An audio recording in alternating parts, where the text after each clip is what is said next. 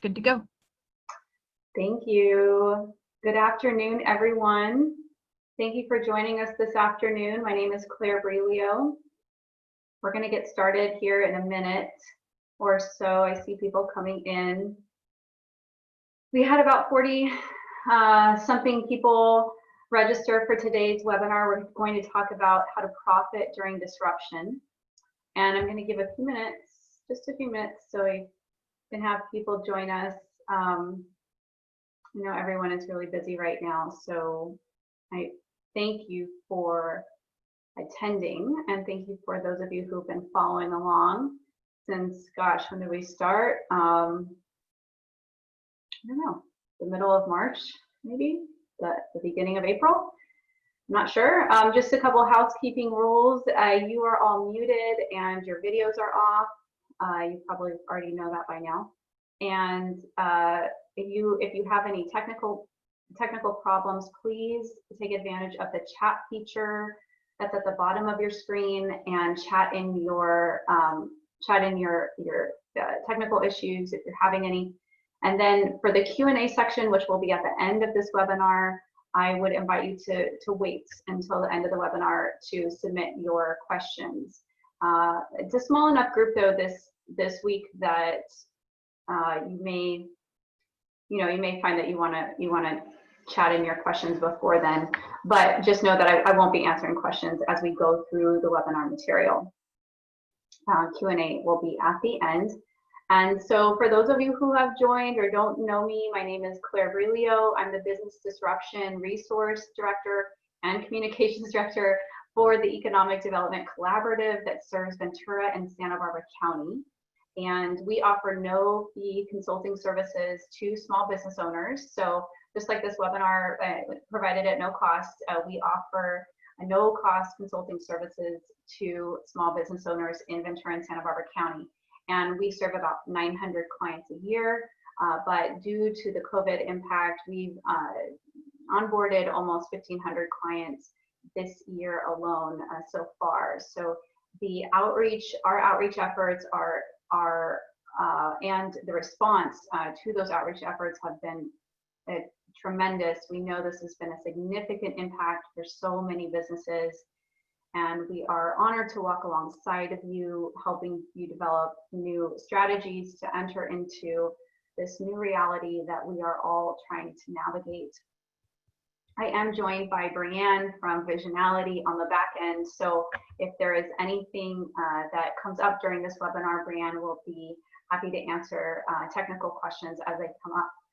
Before we get started, and I say this every time, I want to make sure that you all know I've been the Communications and Business Disruption Resource Director for a number of years, but for the EDC. But before that, I was and still am a business advisor with the EDC SBDC.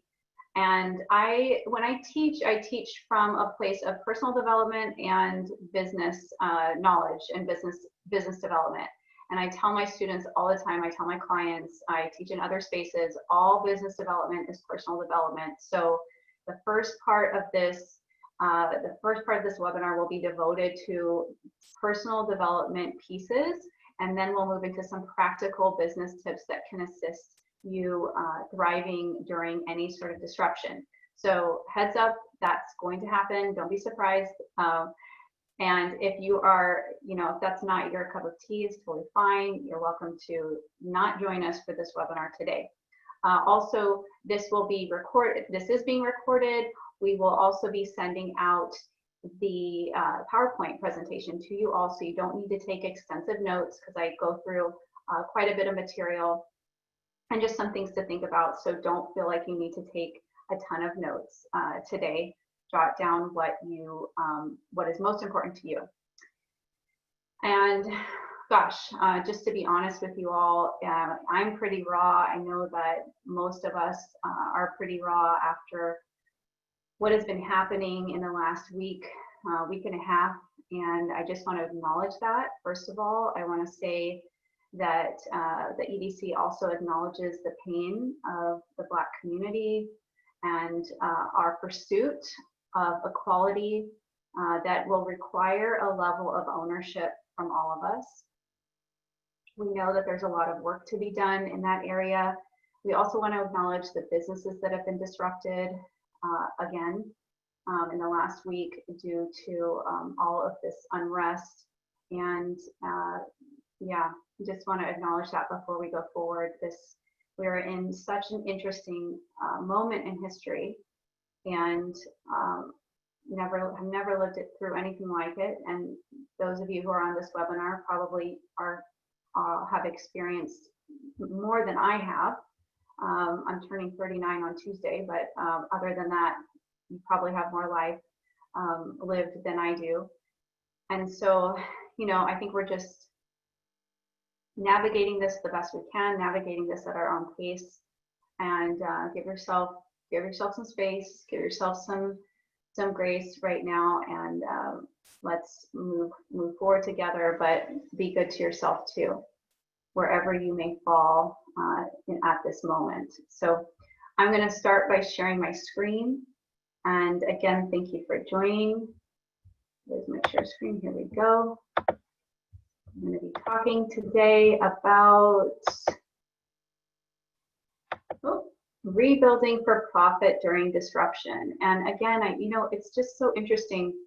If anyone thought, I saw this meme of Back to the Future, and Doc was telling Marty McFly, if you do anything, don't go to 2020. I mean, who would have thought 2020 would be this year?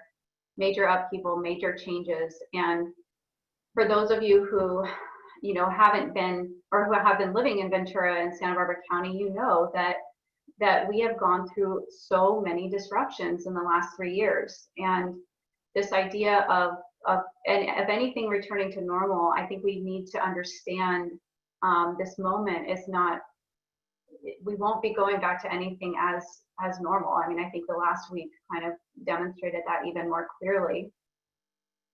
And it's time to start thinking, it's time to start taking ownership of the things that we need to do in order to change, pivot, and profit during these types of moments, because disruption happens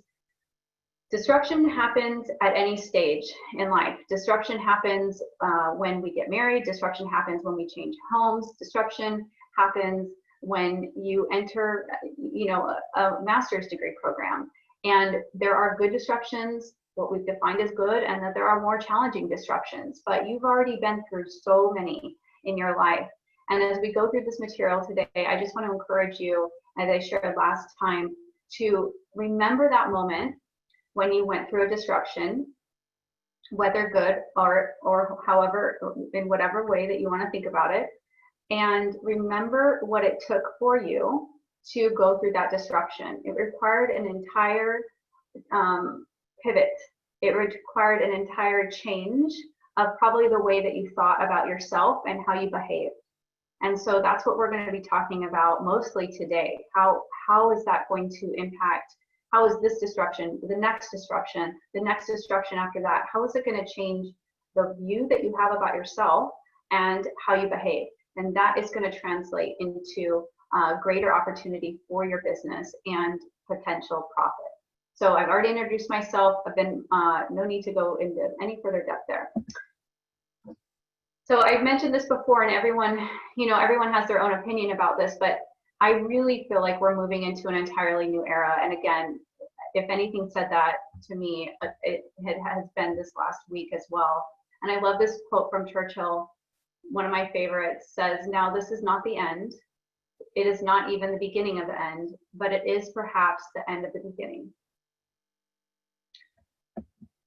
And my first question to you, this is my little dog, Teddy, waiting for me when I get home, is, are you waiting?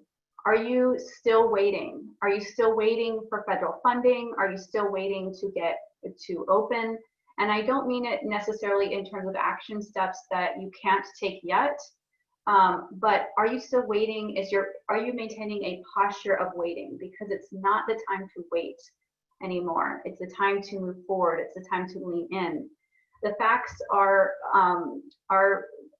real here from the SBA, and certainly we're in a very different SBA and FEMA, we're in a very different disruption than a localized disruption. But FEMA suggests that 40% of businesses don't reopen after a disaster, and 25% of them fail within a year of reopening. So if you know that there were things that weren't working in your business before, there is no time to wait to change them now. It is the moment to change them now.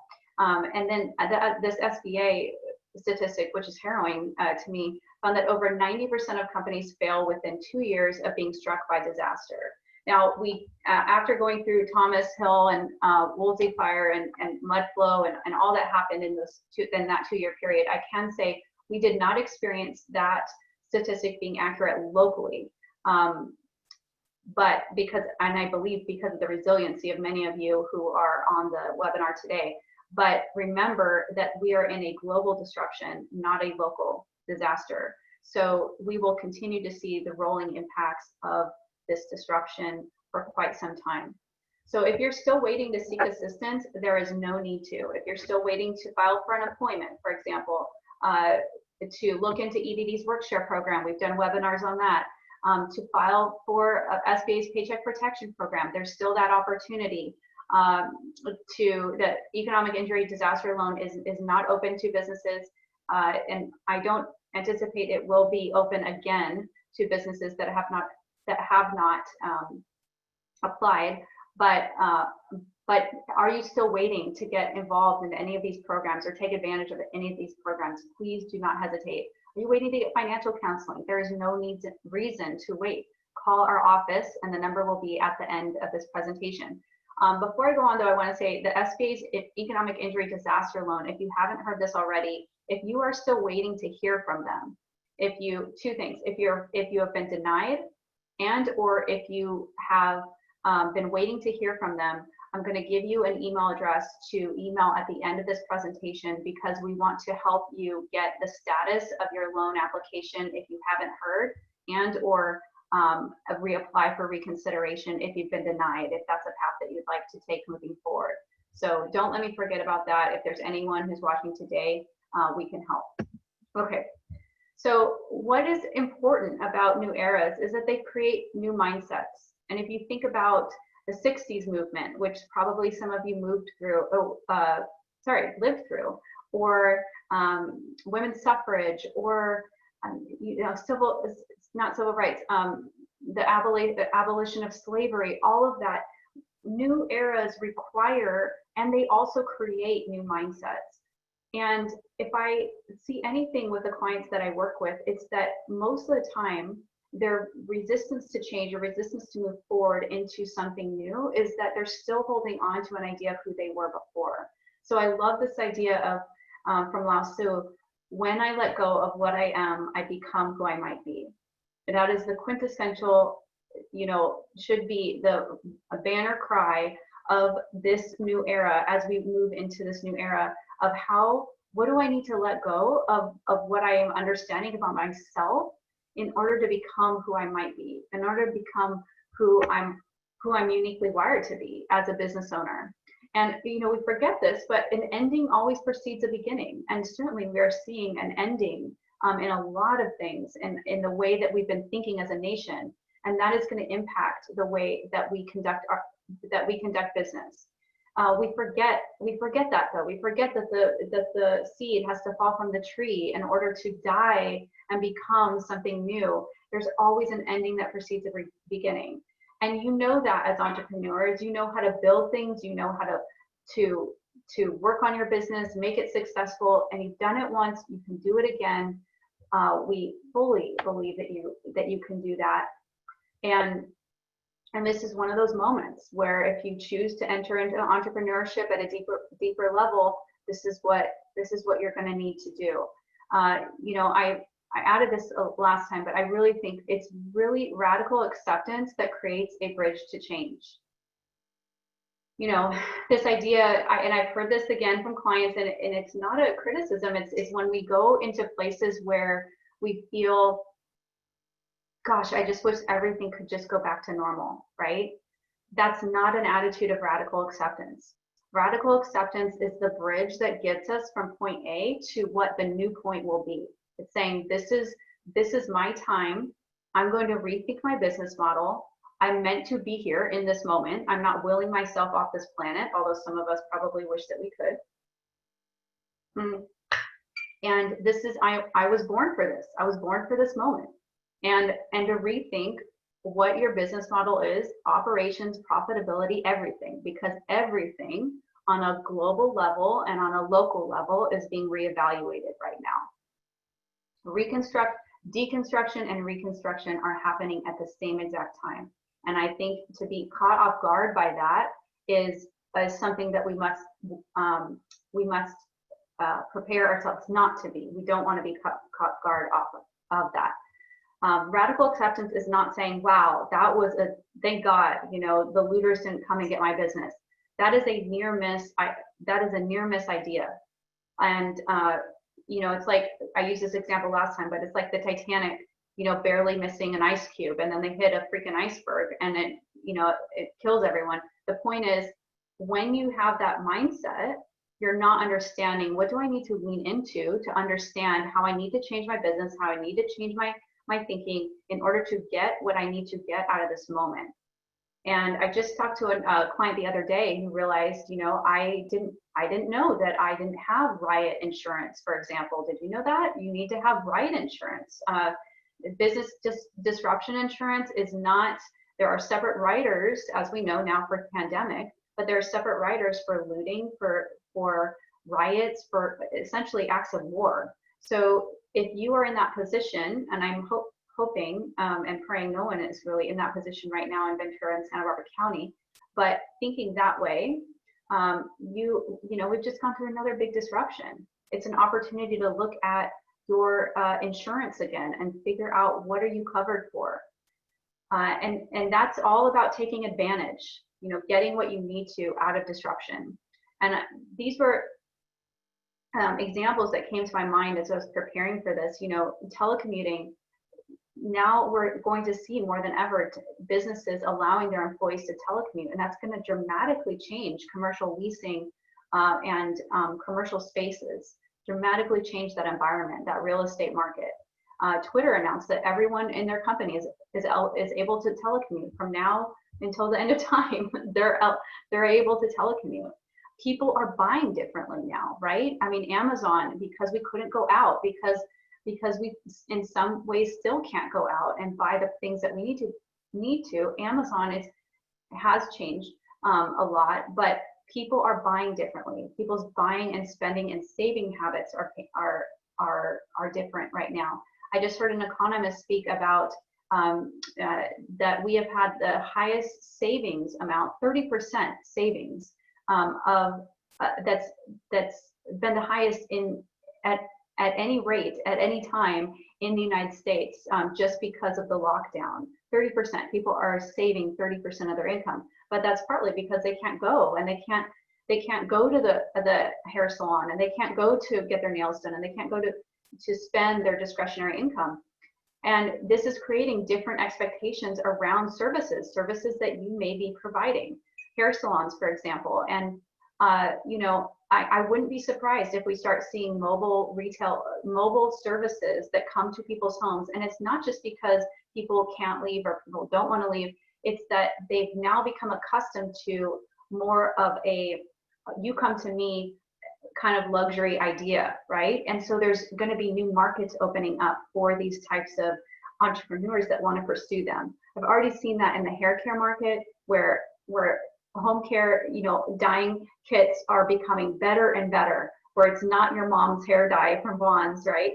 Claire, well, I can't even remember, Revlon, I don't know what my mom used, but the point is, this isn't your mom's hair dye, and people are able to dye their hair at home instead of spending $150 at the salon every month.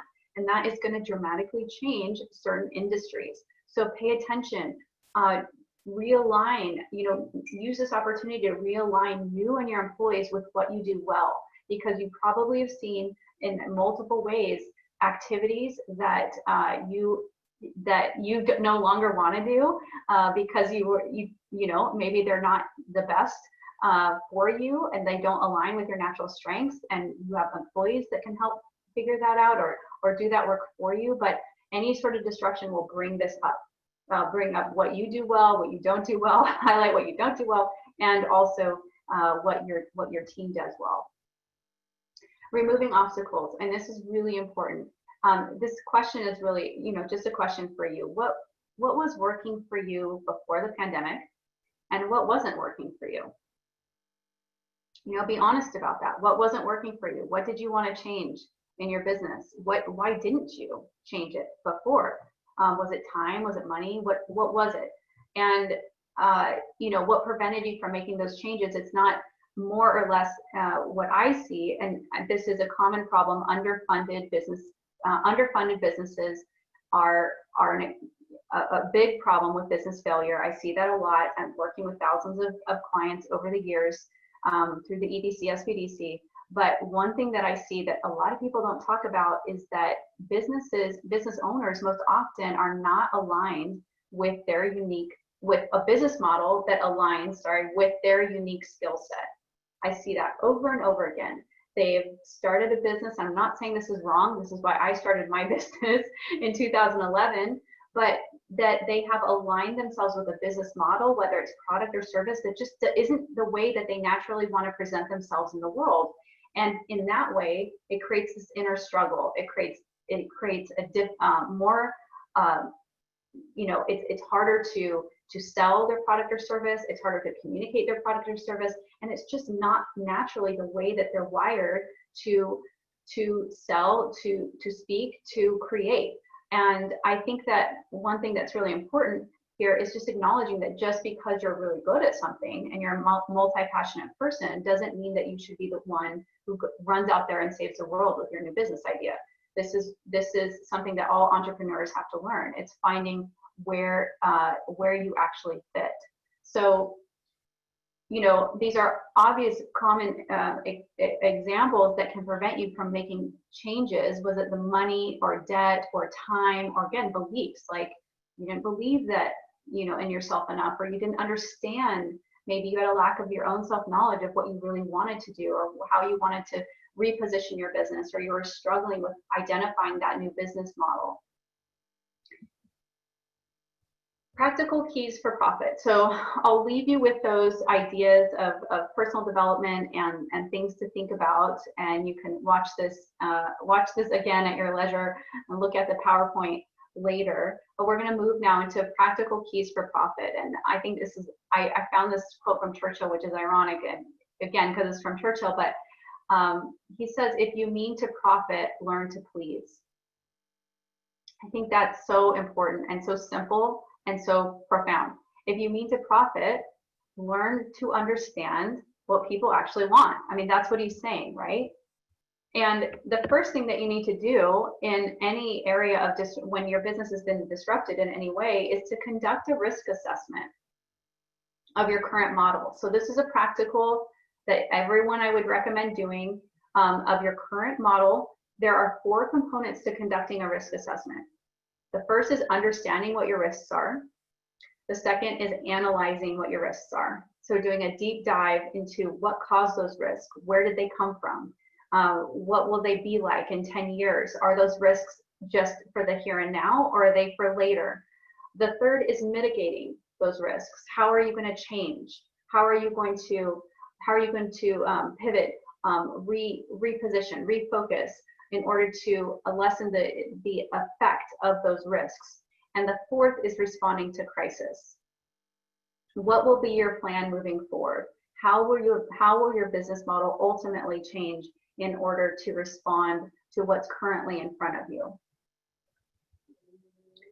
So as you take an assessment of what has been disrupted and is potentially at risk, I want you to think about these things. And when we talk about revisiting our business model and looking at a risk assessment, these are the things in this moment that I've just brainstormed can be at risk and are at risk based on the clients that we work with in different business models. And essentially, just to be blunt and short about it, it's everything. It's really everything, because supply chains were cut off, right, during COVID, and have been.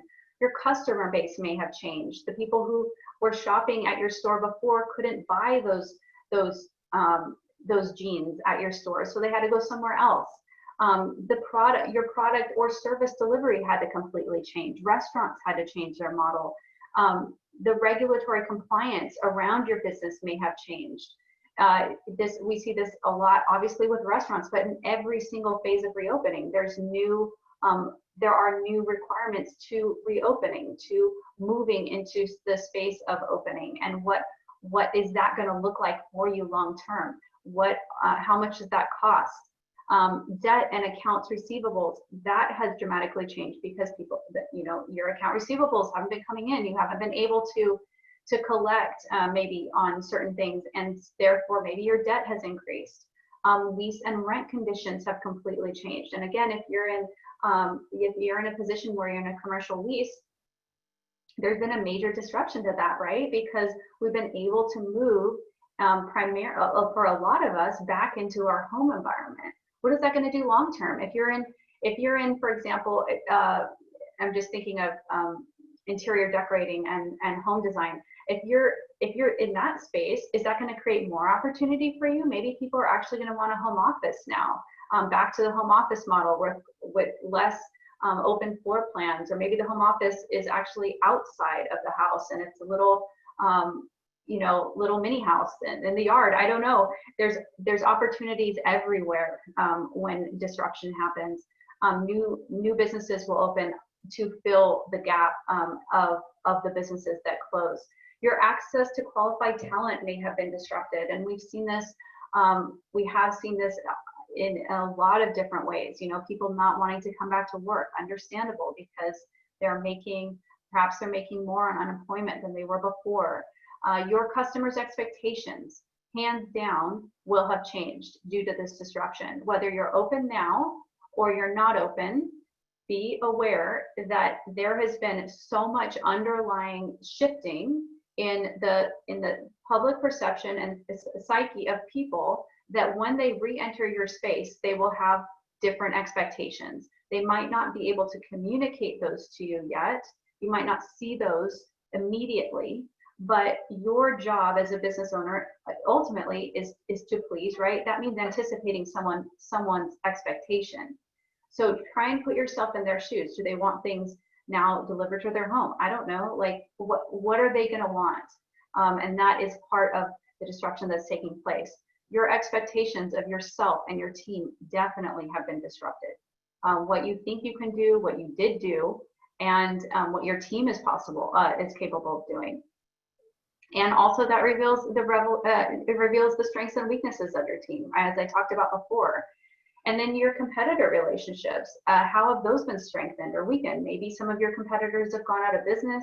Maybe some of you have banded together. We see that we saw that before in Ventura, when a lot of the breweries were opening and people were sharing ideas and back and forth, and it was more camaraderie than competition. In your industry, has that changed? Are you better off competitively than others because of the position, because of the direction you've taken during disruption than other people? So revisiting your business model, looking at this again, and this is an easy question to answer probably for most of you, is does your current business model limit your ability to conduct business given the impact of COVID-19? I think 2 months ago, all of us could have said yes. Probably 90% of people could have said yes. If you had a brick and mortar store, it'd be 100% of people. So can you pivot your model to sell products and services in another way? Can you sell online? Can you, I work with clients who, especially on branding and startups, and I tell them this all the time, and we've been telling them, frankly, for years, get your product online. But there can be such a hurdle to or perception of what that actually takes to do that. And I know some business models, it's not always easy. I understand that. I have my own business as well. But the point is, you don't have to start by spending $10,000 on a website. You can start with an Instagram account. You can start with the platform that your clients or customers are currently on. And just to dispel this whole idea, because I especially right now, with the amount of social media overwhelm and the clients, in fact, that I have spoken to in the last, if this doesn't apply to you, just give me grace. The clients that I have spoken to in the last couple days that their businesses, when it comes to social media, there's an entirely different language and energy and momentum that occurs on those platforms. And when we go through any sort of social disruption, there can be extra pressure on businesses to have a message, to promote a message, and also a fear that if they don't, or if they do, business will be impacted in some way. I acknowledge that is a legitimate concern.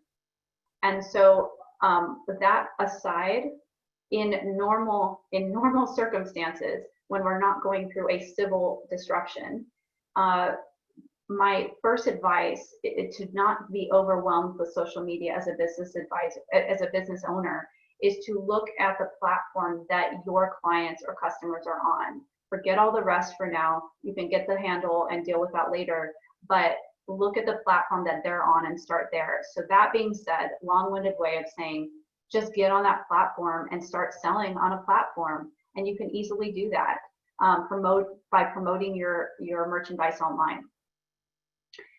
Can you see consumer behavior and anticipate their needs? Now, if we all had a crystal ball, we would all have purchased Amazon stock years and years ago, right? Because remember, Amazon started as a book selling platform. Crazy story. Amazon started as a book selling platform, and I'm old enough to remember that. And when Barnes and Noble freaked out, right? Because a lot of the Borders, I don't even know if Borders is a bookstore anymore, or JFW, or I don't know, whatever the other ones were.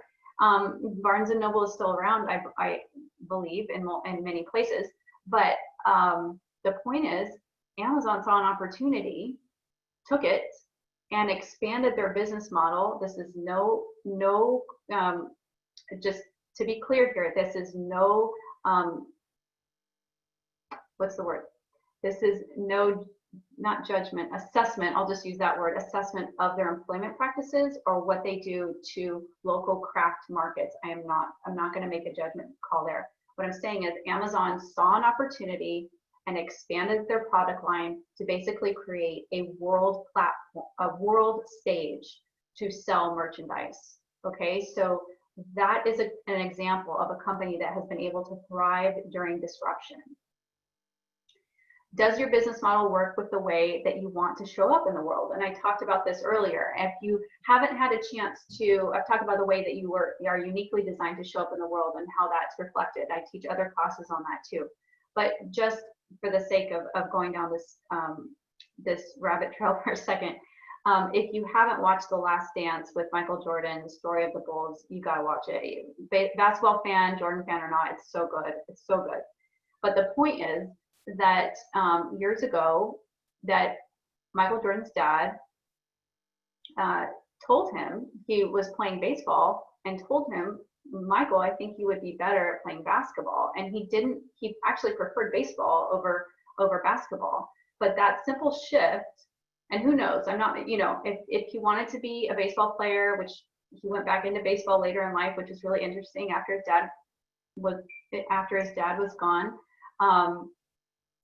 Maybe we would have seen the greatest baseball player of all time, but what we saw was the greatest basketball player of all time. Hands down, don't fight me on that. I just think he was the greatest basketball player of all time.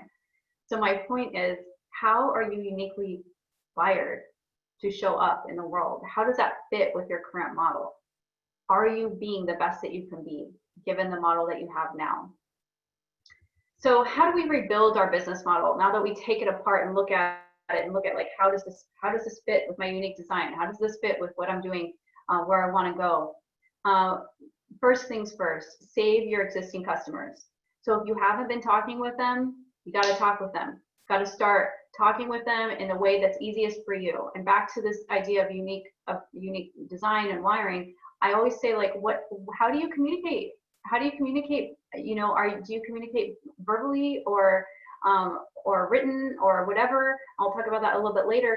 But start with the way that you want to communicate to them naturally, the way that you're uniquely wired to communicate naturally. Just do that first. whether it's newsletter or social media or whatever. So where is the low-hanging fruit here? Small adjustments that can unlock opportunities or mitigate threats. Where is the low-hanging fruit in your business model? Where are the biggest opportunities? Bigger pivots that may lead to larger outcomes. Maybe you start selling a different product, or a product that complements the product that you're already selling. Or maybe you don't need your brick and mortar store anymore, that you do pivot to all online. Or maybe you start offering a service and you go to people's homes, and I don't know. What can you do to rebuild your business model? And this is really important, considering, again, now going through civil disruption. Where do you think your industry is going to be in 3 months? If you asked us all at the beginning of the year, where do you think Delta Airlines will be in 6 months? We would not say stuck on a runway, right? So where do you think your industry is going in 3 months, in 6 months? Can you start building that infrastructure now and position yourself to be that leader in that industry? Can you actually predict that? Spend some time thinking about that, watching patterns, watching history. Where has it gone? Where is it going? And I know this year is very up in the air, but spend some time thinking about that. Have your cost of goods increased or decreased? Don't be afraid to increase your prices because your cost of goods has increased. Don't be afraid of decreasing your prices to be more competitive in the market if your cost of goods has increased. Did I say that backwards? Increased, decreased, you know what I mean? Don't be afraid to lower your prices, and don't be afraid to increase your prices depending on if they've increased or decreased. I think there's enough goodwill in the world right now when it comes to people re-entering the economy to understand why certain things may have to increase. And it may require education on your part, but don't sacrifice your profit structure just because your cost of goods has increased and you can't, and you need to charge more. You either need to charge more or you need to find something else to transition to sell. And communicate clearly, which I just talked about. Look at my clear communication today. So remember, with a lot of the reopening requirements, there are additional requirements, as you all know, to purchase PPE for your employees and make sure that there's safety training and doing all of the things necessary. And at some point, that cost has to be absorbed by your business. So make sure that you're looking at your profit, your profit, and your gross profit margins, and making sure that they're in line with where they were before, if not at least somewhere close to get you to where you were before, so you can remain solvent. Adjust your expenses and income projections based on what you've learned and the changes you've made. And I think that's critically important. When our financial advisors meet with individuals one-on-one, we are counseling them to think about the next 6 to 12 months down the road, depending on the industry, depending on your financial solvency, to make sure that you are projecting the right cash flow that you will need to survive. So I think instead of not just thinking about like, how am I going to get this through this next week, when you have the mental and emotional capacity to think about 6 to 12 months down the road, start doing that and call us up, because we will meet with you for free. And then one other thing to think about is that it may be time to rebuild your team. I think just another, personally speaking, from the last few disruptions, every time a disruption happens, I think it reveals the strength and weakness of a team, number one. And at times it can clarify if there's a mismatch of employee talent to project or role, or an expansion of a role. We certainly have had to deal with that multiple times at the EDC, expanding someone's role so they could actually do their job and facilitate the volume that was coming in the door. And so it's always a time to look at your team, rebuilding your team. Do you need more or less staff to accomplish your plan? Some of you may be surprised that you were able to get the work that you needed to get done with less staff, because some of them couldn't come back or didn't come back. Has your overhead gone up or down? Again, it's back to commercial leases. Did you need that large of space? Could you look for a smaller piece, a smaller place? Does your location of business need to change? We've worked with a few clients that have had or have chosen actually to move out of state. So we know that there's a lot of change happening.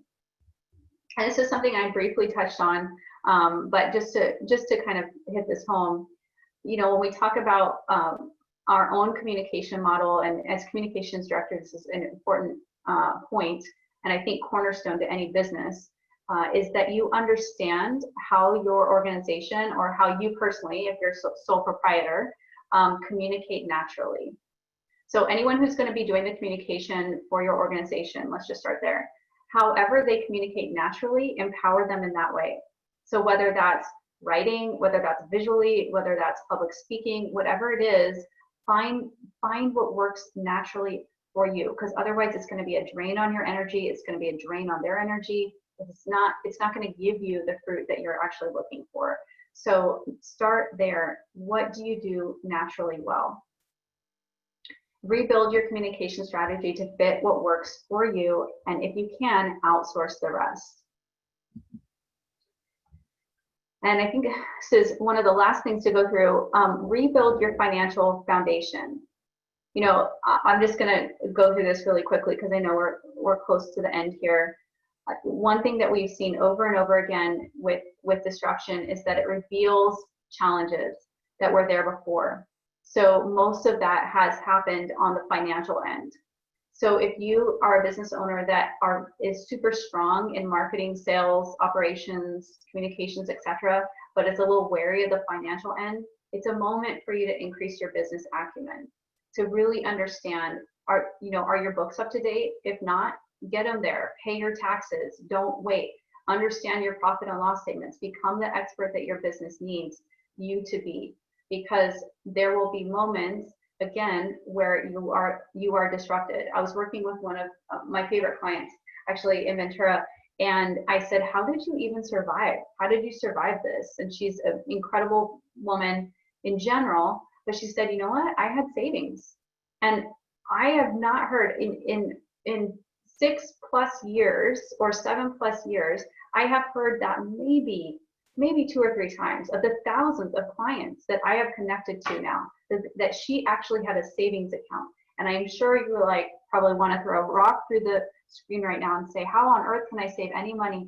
Listen, I'm not saying save $1 million. I'm saying start somewhere.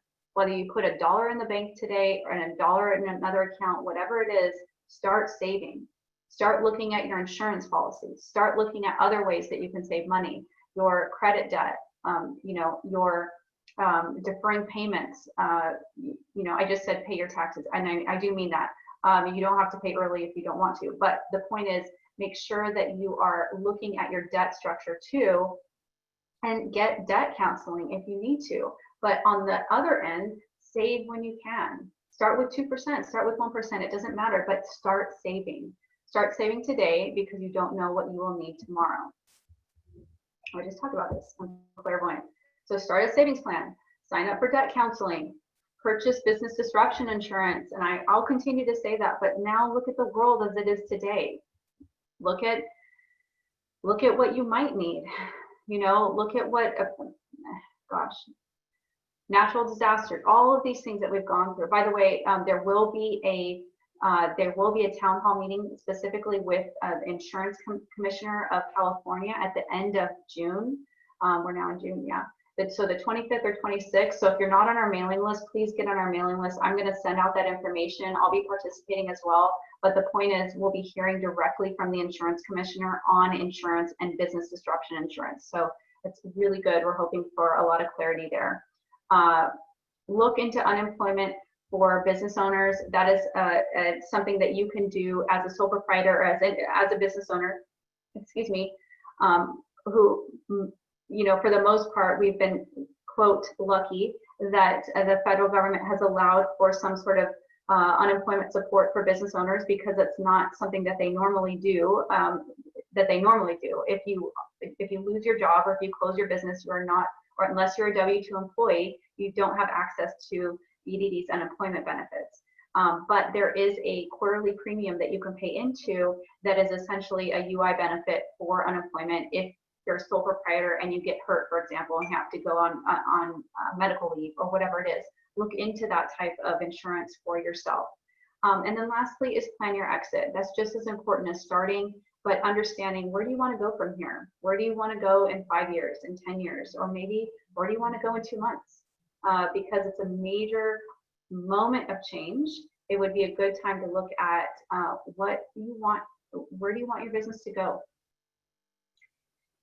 2 more slides here. We have all of our consulting services, as I mentioned, are completely free, no cost.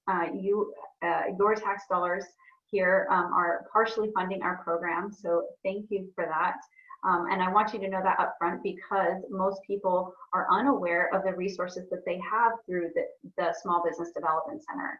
We serve around 900 clients a year, as I mentioned, but that's you know, barely scraping the surface of the amount of clients and businesses in Santa Barbara and Ventura County, and you have complete access to our program. We have 30 consultants that can meet with you via Zoom, which everyone loves now, and I'm saying that facetiously, of course, and or in person when that becomes available. So please don't hesitate to call at 409-9159. We can help in basic and essentially any area of business need. Again, my name is Clare Briglio. I'm the Communications and Business Disruption Resource Director. All of our business disruption resources, including loans, all of that information about SBA, etc., is available on our website and our page, specifically edcollaborative.com/COVID-19.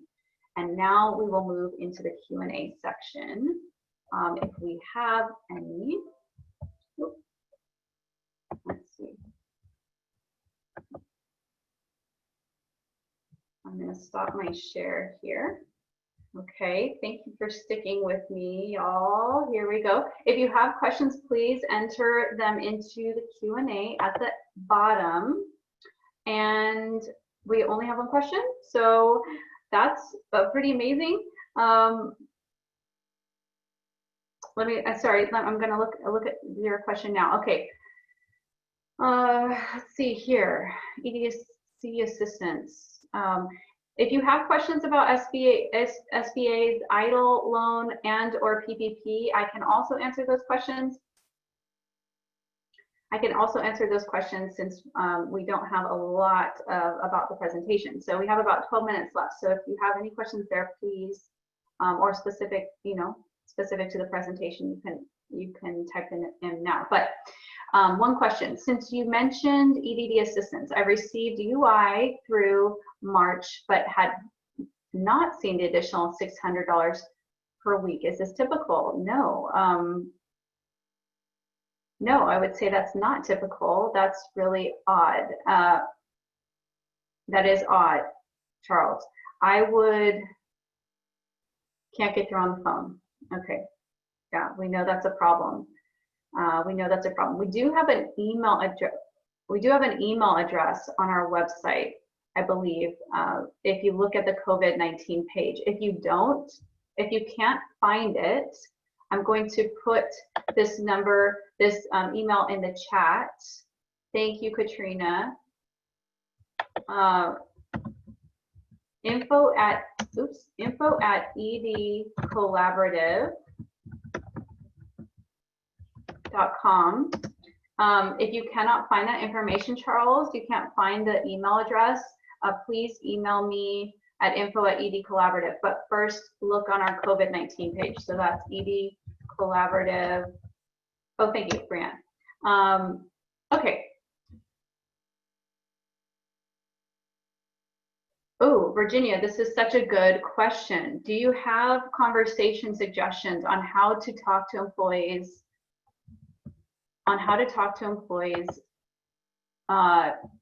Whose roles are going away due to restructuring? So first, I would ask you.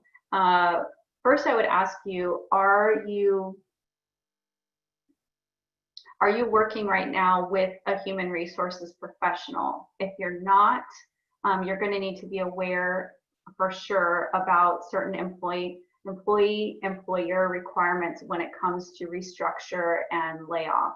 So that's number one. That's what I would ask, number one. Number two, yeah, I would say, I would ask you, I think this is a really good conversation, and I would encourage you to call our number and talk with one of our, we have an attorney who can assist you. We also have someone who's very well versed in EDD programs that can assist you as well, just because if there's any layoff issue, then I want to be sure that that's covered. But the other thing is more about your business model and restructuring and roles, and looking at strategically, why are those roles going away? And can you transition employees based on their strengths to different roles, or do those employees need to be eliminated as well? So I guess I would need to know more from you, but I'd be happy to connect with you offline as well to ask. So if you email info@edcollaborative for this answer, if you good Lord. If you email info@edcollaborative.com and mention this, I'll take that email and we can talk offline about that, because I think that's really interesting. Not because I think it's interesting, because I know I can help. So, and also direct you to someone else as well. Okay, which number do we call to follow up on PPP loans? You do not call a number. Thank you. I might have said a number. Please email info@edcollaborative.com. Oh, PPP loans. I'm sorry. Sorry, I thought you were talking about EIDL. So if the question is about a PPP loan, I'm not sure what it is. Doris, please put the question back into the Q&A and I'll try and answer it now. So I can at least direct you to the right person if I can't answer it. So Doris, if you wouldn't mind doing that, that would be great. Okay, Togi, I am wondering, if I accept the EIDL loan that was offered, can I pay it off early? Yes, you definitely can pay off EIDL loans early. Thank you, that was an easy one. So you can, there's no prepayment penalty for EIDL loans. And this is why I tell people who are hesitant to accept them specifically, just take it. I mean, God, we don't know, like, we don't know what's going to happen in 6 months, 12 months, 3 months, 2 weeks from now. I just, encourage people to take it, wait, you'll start making, the first 6 months, I believe, are deferred. You'll start making payments after that. The interest, I don't believe the interest is deferred, but the point is, there's no harm in taking it, because you can return all of it within 6 months of not using it, right? So I recommend, yes, it's wisdom to take it right now. So thank you for that question. Okay, I'm just cleaning it up here. Okay. Layla, I have made a few retail sales now on unemployment and want to certify benefits. How do I calculate my retail sales to report? So that's a really good question. If you are, Layla, I'm wondering if you're a W-2 employee or if you're self-employed. I'm assuming here you're self-employed and you've been on pandemic unemployment assistance. So type in, if you want to type in more information on that, I need to know, like, if you're unemployed, are you W-2 or self-employed? And you're talking about, yes, self-employed and have PUA. Okay. So, and then you're asking basically, how do I'm receiving benefits, you're receiving unemployment benefits, but you've made a few retail sales, that you've sold $150 this week, and you want to know how to put that on the form. Is that what you're saying? Yes. Okay. Okay. Great question. I have an answer to that, but my answer would be this. I'm going to tell you this with the caveat of I want you to connect with Megan Cullen, who's also who also answers EDD questions, is that I think that is related to, sorry, I'm not answering clearly. I think what you would need to do is look again at your profit and loss statement, because it should be based on what you're able to claim as net profit, but I would need to clarify that with her. Because say you've made $150 sale, but you can only draw how much from that? You know, 50 bucks. You wouldn't put $150 down. But I want you to connect with Megan Cullen, and for that you can call 409-9159. Okay, Toki, by the way, I returned the PPP loan amount yesterday. It was considered an early payoff. That's interesting. Yes, we've had actually, Toki, we've had quite a few people return their PPP loans as well. So I'm glad that worked out for you. Yes, Layla, yes. Okay, there's 4 minutes left. Any last call questions? The last question is, unless I get one more, how do I follow up on the PPP loan application? Doris, didn't we talk about this?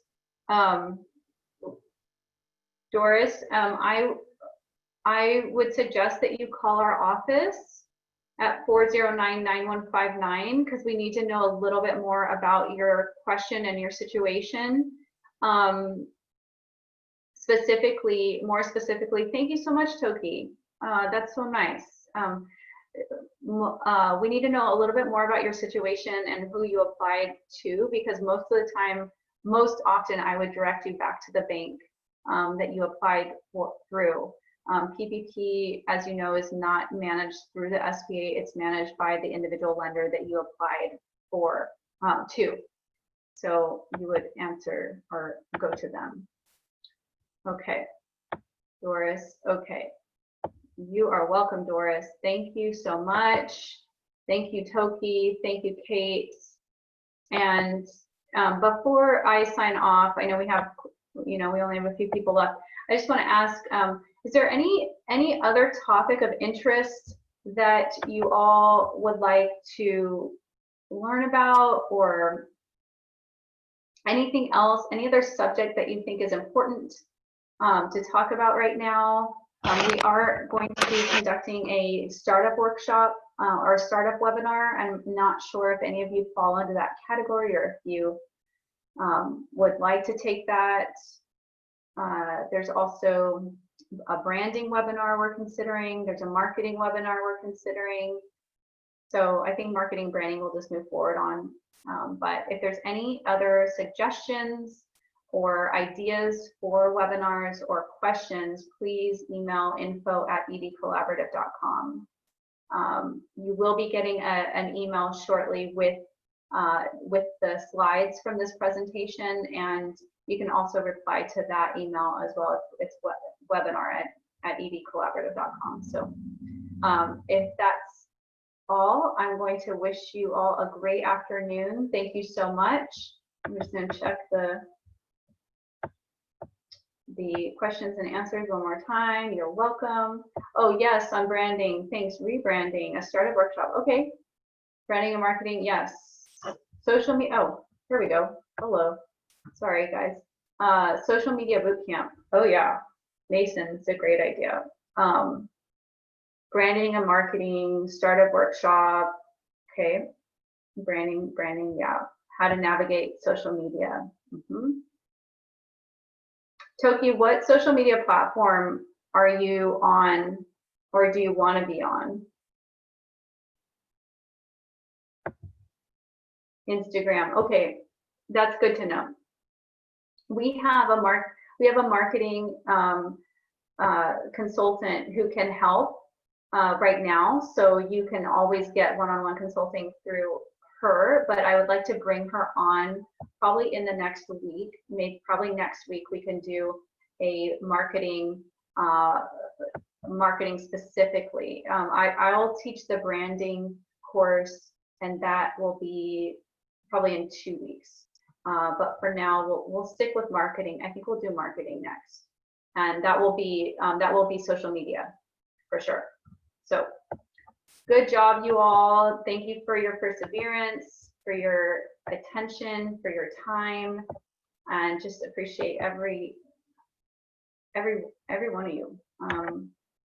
Anybody who's an entrepreneur right now is a hero in my mind and a rock star. So good job, and I will see you next week. Bye all.